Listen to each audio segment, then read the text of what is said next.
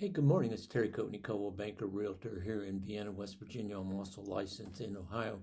Yesterday, I put out a video with the 12 myths of real estate, and I covered 6 of those. So today, I'm going to cover the other 6 myths and get these facts out in front of you so that as buyers and sellers, you're more informed as to the real world out there in the real estate.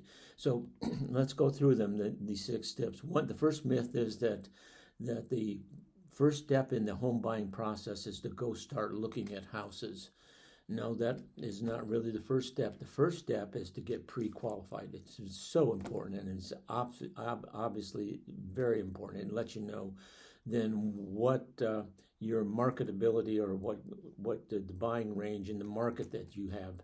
So that's the very first myth. The second myth is that spring is the best time to buy and sell. Well, actually, all seasons have their own particular advantage. For example, during the wintertime, then only serious buyers are out there looking at houses. So that's another advantage of the wintertime.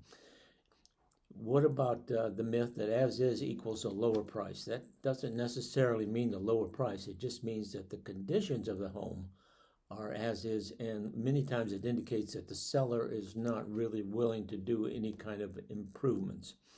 The fourth myth is that the appraisal equals the market value. Well, that's not actually true either, because I have listed homes which I knew that should have been listed for considerably less, and the seller wanted to list them for considerably more than the market value, and they sold for much more than the market value because the person that bought the house, father, lived 2 doors down, and so it is really about the market trends and the buyer's perception as to the value of the house.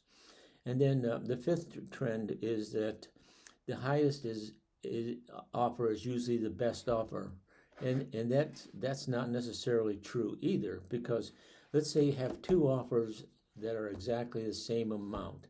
However, one is cash and with no contingencies, and the other is the same offer but with a lot of contingencies and financing. Well, which one is the buyer going to take?